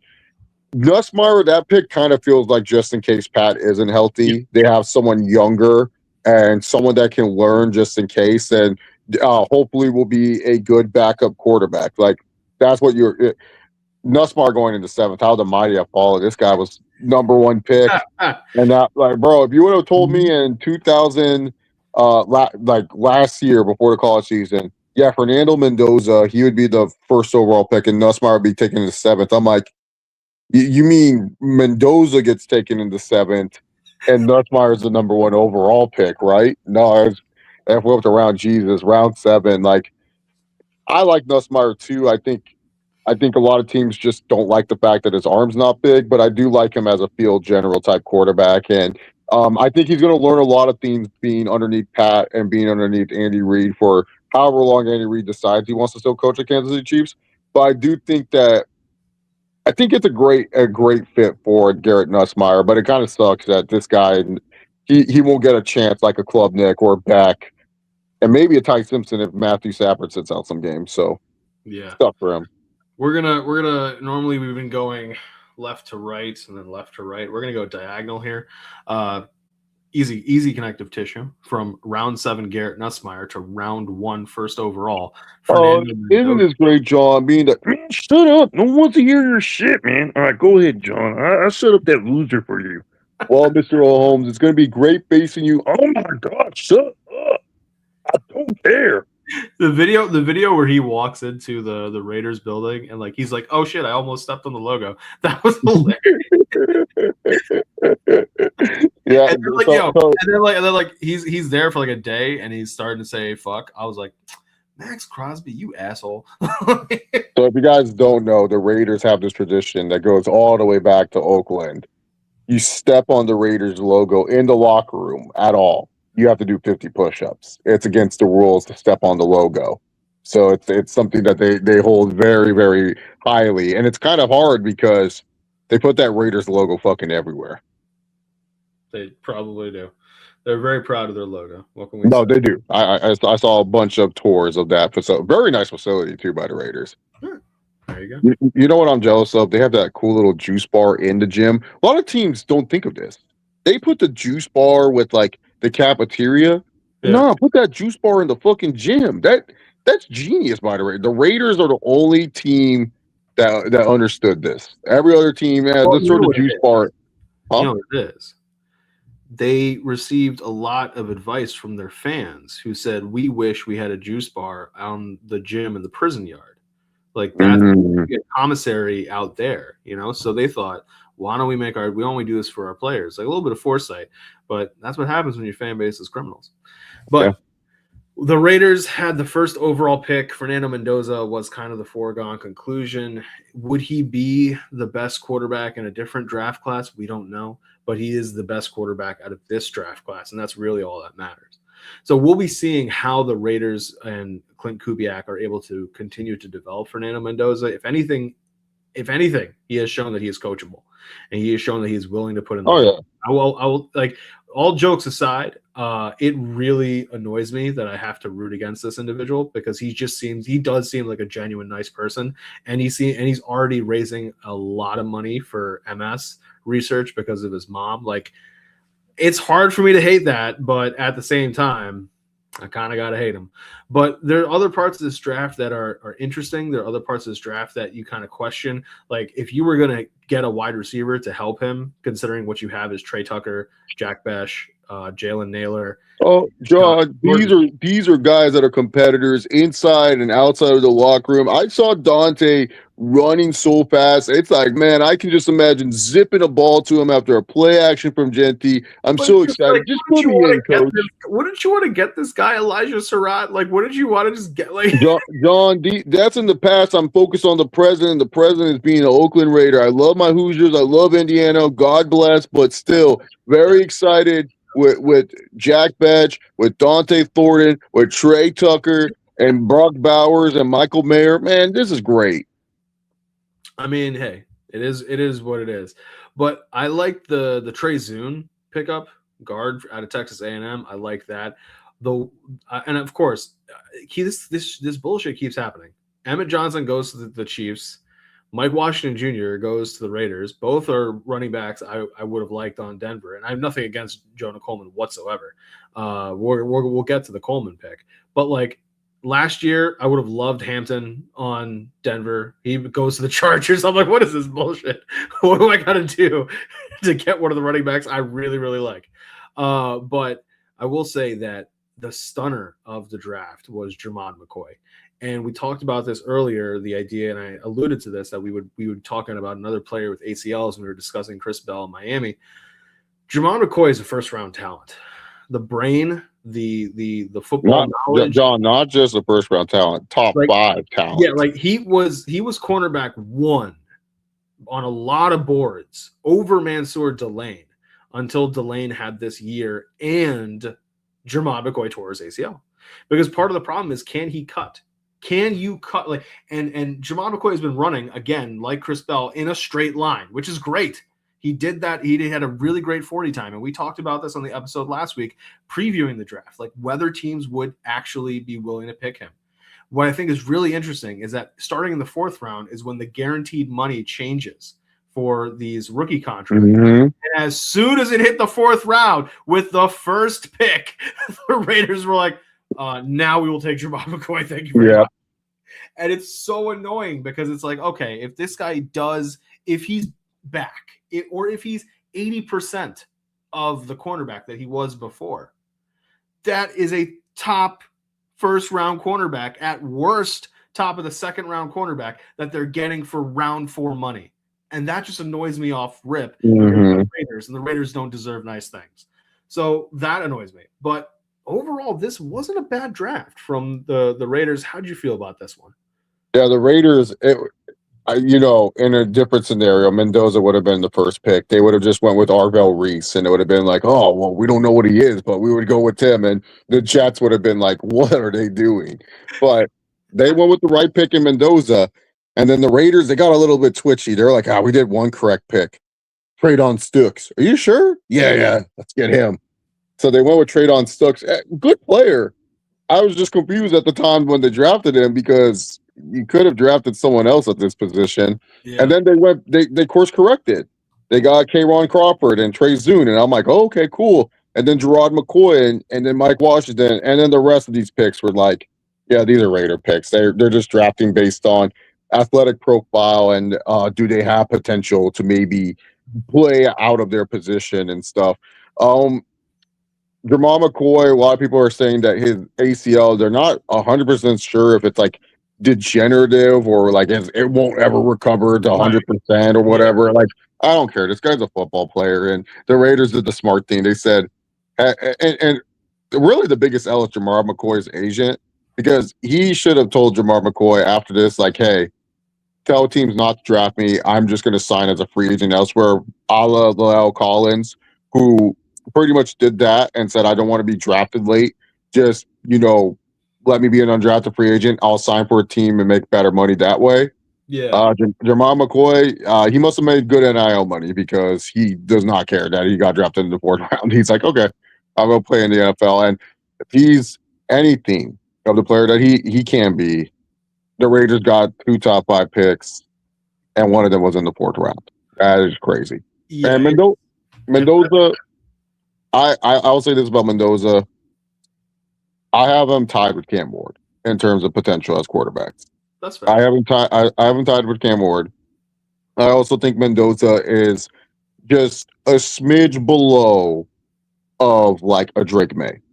Like that's how I see it with him. I saw a lot of progress from Cal to Indiana. I know there's a lot of people, well, in Indiana, they run this offense and blah, blah, blah. It's like, okay, we get it. But a lot of teams have kind of run that RPO offense. And I look at when it comes to coordinators, he went to a guy in Kubiak, who I think is going to play a lot to Fernando Mendoza's strengths. But also, when you look at the infrastructure that the Raiders have, yes, they don't have that wide receiver one, but they have one of the best tight ends in the league. Oh, yeah. And they have one of the best potential running backs in the league in Ash Genti. They have 3 blue chip prospects at 3 important positions on that offense. They just got to build up that offensive line just a tad bit better. And I think they will have something here. Do I think they're going to be good? No. Do I think Mendoza starts right away? I don't know what Kubiak's thinking because, they did give Kirk Cousins all that money. Did you see the clip of Charles Davis and Daniel Jeremiah? No. Charles Davis is like really he's a nice guy.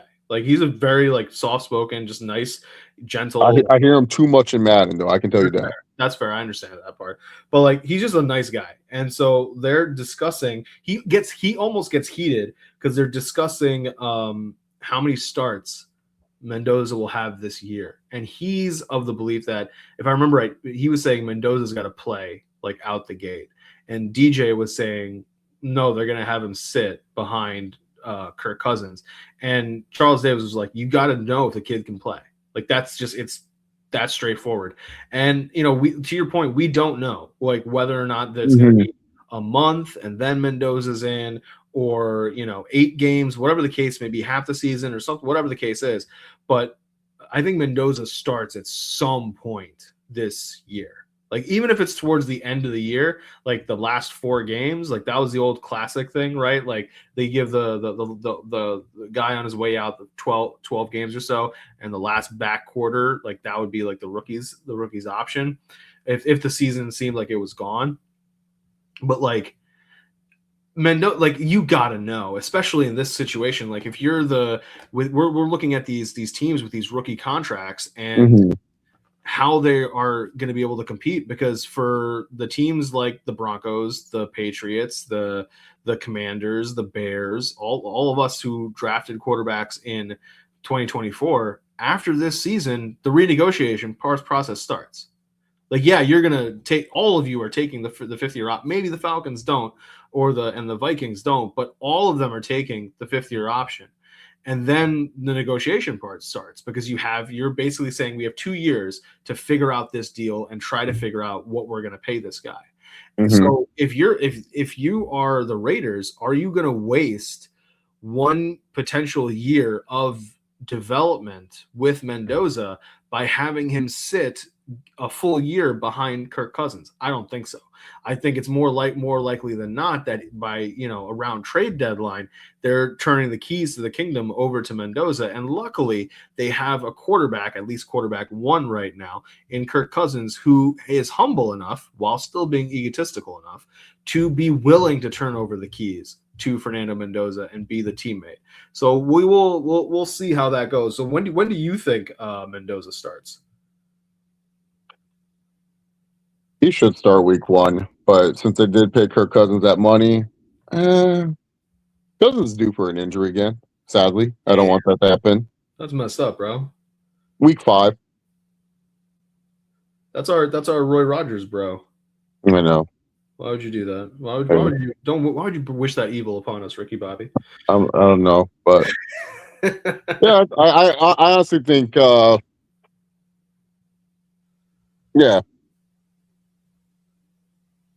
Yeah, it's just like with how many options there are for team building. Like one thing that never changes is money. The money, you follow the money, and the money's going to tell you what you need to do. And yes, like they paid Kirk Cousins money, but like the money you're going to have to pay Fernando, like you don't want to be in a Cardinal situation where you pay Kyler Murray for not doing much because you had to, and then you're stuck in purgatory. But all right. We'll go to Denver now, so we'll finish up with the Chargers. So Denver doesn't have a first round pick, but they do have Jalen Waddle. And as I said in many a chat on draft night, when I needed to get snacks and things like that, and I went to the fridge, I waddled because what do I have to worry about in the first round? Mm-hmm. Then I was looking forward to the pick in round 2, and Denver said, "You did a really good job of being patient. Would you mind being patient a little bit longer?" And they traded out of the pick. And I said, "You jackasses, I really want to see who you're going to pick." Then they have it turns into a third round pick, which luckily is still day 2. So I was like, all right, I'll at least get to see a pick here. And it's Tyler Onyedem, defensive tackle from Texas A&M. And I like the pick. Could they have gotten somebody else? Sure. But at the same time, they needed defensive line help, and they needed to keep shoring it up, and they need to have the ability to say to someone like a John Franklin Myers, "We appreciate everything you did for us, but cost is what it is. This is ultimately a business." Now, originally, I was not a fan of the Jonah Coleman pick. And then I started going back and really looking at Jonah Coleman information and tape and seeing what analysts were saying about Jonah Coleman. And now I'm 100% on board with the Jonah Coleman pick. Yeah, well, I thought this would be kind of like a guy that you would like, because it's like it's not now you have him and RJ Harvey. That's a good 1-2 punch. Right. See, this was the thing I was saying to other people. It wasn't that I didn't like Jonah Coleman. It's that I liked Emmett Johnson more. But I saw breakdowns of the comparisons between the two, like really, really in-depth comparisons of the two, and Jonah Coleman's way better. So I was like, okay, all right, I can see it now. Like with his height and his weight, he's actually bigger at height than Maurice Jones-Drew.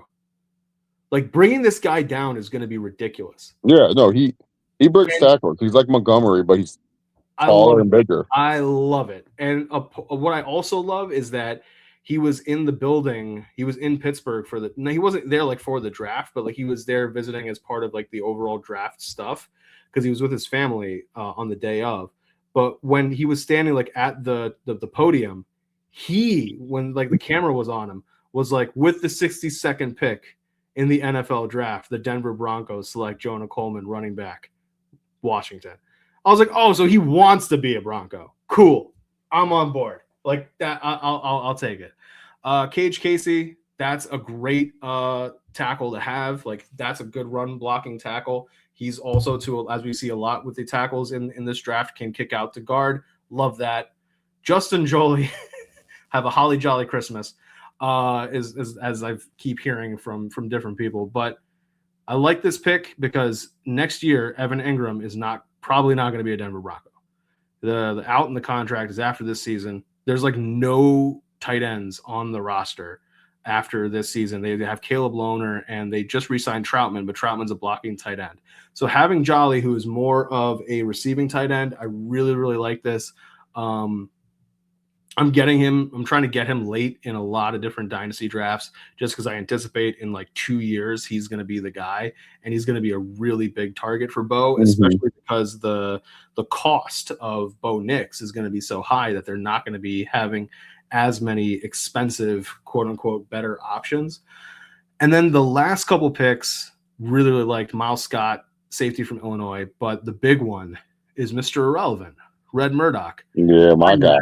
Buffalo broke Khalil Mack's record for forced fumbles. Like, it doesn't get much better than that. I'm trying to figure out why he fell, and I don't fully understand. I don't get it. So, sometimes certain players fall because they don't meet certain speed or height or size requirements. But he has good speed. It's not game breaking, but it's good speed for a linebacker at that position. And just being honest with the linebackers in Denver right now, and Stenard and Singleton, it's not like they're blazing speed guys. Like, they have good speed. Red Murdoch has good speed, good instinctive ball player. This whole he played for the Mac. With getting Torrey and York, like him and Red Murdoch, that's two key. Like, those are two key additions. Yeah, Torrey and York, UDFA, who I like a lot too, and stuff. Like, him, I understand. He's like 5'11", so a lot of teams are like, "Oh, do we draft him?" Yeah. But some guys that are small play big, and he's one of those guys too. I also like the Mike Scott pickup. I think Mike Scott was a good little pickup, being like a third, maybe fourth safety, but also that special teamer. Sometimes you draft guys that can be a good special teamer, and they end up some way finding a role as a starter or a pivotal piece in certain packages for that defense. If you tell me Red Murdoch's going to start on special teams and is going to be a gunner and is going to be trying to force fumbles, I'm here for it. I'm happy. And he knows where the ball is. I mean, he broke Khalil Mack's record for most force ball, and I get it. It's in the Mac, and they're not playing the best teams and stuff. But still, those are still. There's a lot of good Mac players that play in the NFL. Heck, a Mac player got selected in the second round, the Nikhil safety from Cleveland and stuff. So it's like, I'm over here and I'm just like, I don't understand why Red Murdoch wasn't a 5th or 6th rounder, but Mr. Relevant, Red Murdoch, and by the way, real name Khalil. So if your name is Khalil and you play defense at the college football level, you might break the record in fumbles. Listen, I love the draft from the perspective of this was a team that really does not have a lot of holes. You were not drafting anybody in the first round or even the second round that is taking a starter spot on this team. Like, there really wasn't anybody. Like, yeah, especially with the positions that would have been Jacob Rodriguez. Yeah, because like the only positions where like this draft was super strong was wide receiver, cornerback, and edge rusher. And you guys have those covered with Waddle, with Bonito, and Surtain. So it's like you didn't really need anyone in that first round to fit that need.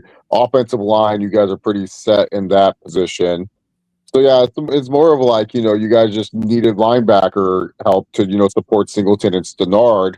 Yep. And Rodriguez would have been that perfect, like, oh, okay, he fits.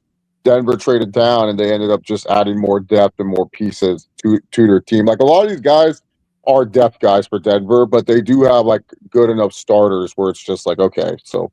Yeah, I mean, this is a team that is, I hate using the phrase Super Bowl window, but like, they're in it, and it's weird. It's weird to be in this window after the past 10 years. But if these are the kind of drafts that I get when being in the window, I'm here for it, because it shows to me that you don't really need that many pieces to go and compete with who you have. And before we get into the Chargers draft, I just want to say, James, I'm glad that you're happy with the Panthers draft. We will be covering the NFC side of things next week. We are doing AFC this week. But let's talk about the Los Angeles Chargers. regardless of whether he was a good player or not, do we not think that Jim Harbaugh just drafted Jake Slaughter because of his last name? I do. I mean, John, I interviewed him, and he felt special in that interview. John felt special. But yeah, this was a really interesting draft for the Chargers because you would think they would go like O-line and defense, and that's kind of what they did. That's basically what they did. They take a linebacker, they get then a center, Jake Slaughter, they get another tackle and Travis Burke because God knows that the Chargers definitely need as many. Like if there were 50 tackles, Justin Herbert, and then 2 wide receivers, I think they could finally get it to work. I think they can finally get it to work. Yeah, with all the injuries and stuff. Yeah. But I really liked how they were like, okay, we got a center, we got a tackle. Oh shit, we need guards. And then the 6th round, they were like, double tap guard. Yeah.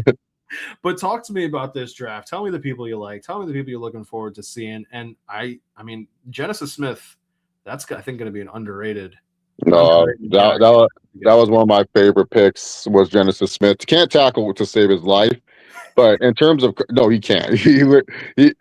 But hey, he's now playing with Derwin James, and Derwin James hopefully could show Genesis Smith out the tackle. But in terms of coverage, it looks nice for the Chargers because the Chargers, it's not going to be much of a change of a defensive scheme because Chris O'Leary, the new DC, was a Jesse Minter guy, going to run the same stuff that Jesse Minter ran. Minter loves his safeties. We spam like 3 or 4 safeties sometimes on defense. It's like kind of absurd sometimes. So getting a guy like Genesis Smith, who's better at coverage than Elijah Molden, who's probably the best coverage safety we have. Like I love Derwin James, but I literally hate when people go, Derwin James locks up. He doesn't lock up anyone. He tackles people, but coverage, Derwin James.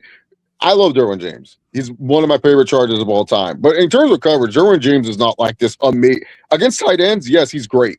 But against receivers, Derwin James is not this opposing coverage safety. He's a well-respected blitzing and a well-respected, freaking box safety. Like you respect Derwin James as a player, but if it's coverage, you're like, attack Derwin. It's like Derwin James is not the greatest when it comes to coverage. But Genesis Smith, really, really good coverage safety.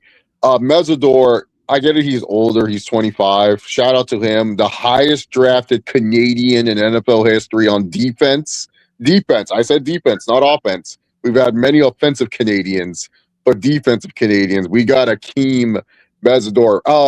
I kind of like this pick in Mesidor because, yes, he's 25. Yes, he's older. So how much more does he have to learn?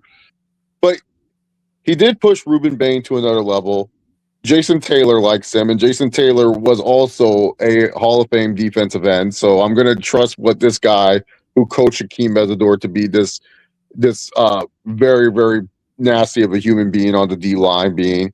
But he's also versatile, which you kind of need to be in this defense. Kind of redundant with Thule because Thule kind of plays that role too, but maybe not. And he'll be the third edge rusher, going to run in between the guards and the centers, going to be an interior force, going to hopefully be an edge force. I like the pickup. Slaughter. This caused Chargers Twitter to break. They were upset they didn't get their precious Emmanuel Pregnon. We need Pregnon. Did you not forget who our offensive coordinator is? And of course we're going to go with Slaughter. This athletic human being had the third highest RAS in the offensive line. And the thing with Slaughter is this. They announced it at guard. He's going to have potential to face Trevor Penning for that left guard position. I do think Penning's going to win the position battle overall just because Penning's a little bit more experienced. Mm-hmm. But Tyler Biazdes is our starting center. It does not mean he's our long-term center. And for all we know, Tyler Biazdes could get injured. Who are we going to kick in at center? We don't have anyone that we had a potential, this guy can play center for us.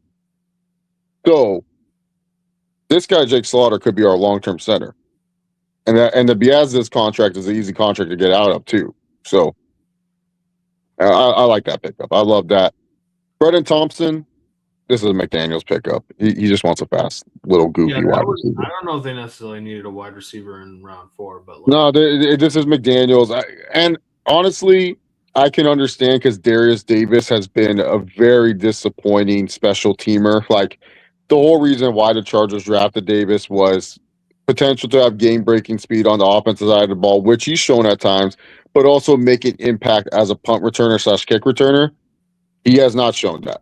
But you have guys like Keandre Lambert-Smith, who we drafted last year, and now you got one of the fastest wide receivers. I think he posted the fastest 40 at the combine for receivers this year. And Brennan Thompson, there's potential there. So I like that pickup. These other offensive linemen we took, I like Travis Burke. He's like the only one that I'm like, I like that we got this guy. Swing tackle, could play guard if needed, but mostly a swing tackle, and I feel could play as a good swing tackle. Mm-hmm. Very happy with that pickup. But Taylor and Herky's more of a, I think he's injured still. And so this is kind of like we're redshirting him and we're just going to make sure that he's good. But Herky was one of those guys that was getting a second and third round grade at one point, and then the injury, he kind of fell off a little bit. So this is a buy low prospect. Logan Taylor, I'm like, I don't know what the pick was. I'm just like, okay, sure. Yeah. Will he make the roster? Probably not. But sure. Solid draft. I not in love with it, but I don't hate it. It's a draft that like so recently, I want to say since I would probably say since the Ring of Horsepower run in 2023, I have not feared, and I knock on wood because it is still the team, but like I have not feared playing Kansas. Playing the Chargers has always annoyed me as a Denver fan these past couple of years because like it can really those are games that really can go either way. Mm-hmm. You can feel in the Chiefs game because of the Chiefs like slow but steady decline that I always felt Denver would have a way to eke out a win. Whereas against the Chargers, I'm always thinking to myself, you need as many points as you can possibly get. And this is a draft that kind of reinforces that notion to me because it's not like superstar players, but it's players that are going to be able to contribute. That's, I think, the part that is really cool to me for this draft from the perspective of the Chargers front office and for Chargers fans. So like there's some really good things to look forward to in this division. Like this division just keeps getting better and better. And if realistically, if QB1 hadn't broken his ankle, it should have been an AFC West team that was in the Super Bowl. But like that's how good the Chargers are. That's how good Denver is. That's how good Kansas City historically has been the past 10 years, and potentially how good the Raiders could be if Clint Kubiak's going to figure it out. There's a lot, I got to say, from a fantasy perspective, good luck trying to figure out which one of these fucking Raiders wide receivers is going to be the JSN for Clint Kubiak, because I don't know. I can't really tell just yet. I got to like actually look at these guys, see who comps the JSN and whatnot. But like, that's what I really thought they were. If they had drafted Surratt, Elijah Surratt would have leapt into the first round of dynasty drafts because people would have been like, Clint Kubiak, he's got Fernando Mendoza, and Fernando Mendoza now has his wide receiver from college. We're off to the races. Like, we know this guy's going to get targets. The fact that they did, like, and the thing was, what, honestly, it's not even that they didn't get Surratt. It's that they didn't get Surratt or Cooper. They didn't get either of them. And they had the ability to get one of them in the second round because, I mean, they didn't anticipate that Cooper was going to go to the Jets in the first round. But, like, man, like the fact that they didn't get anybody, that means that Clint Kubiak really has to have faith in that wide receiver room. Or, I mean, they fit what Kubiak likes. Say that again? They fit with like Kubiak likes, those receivers.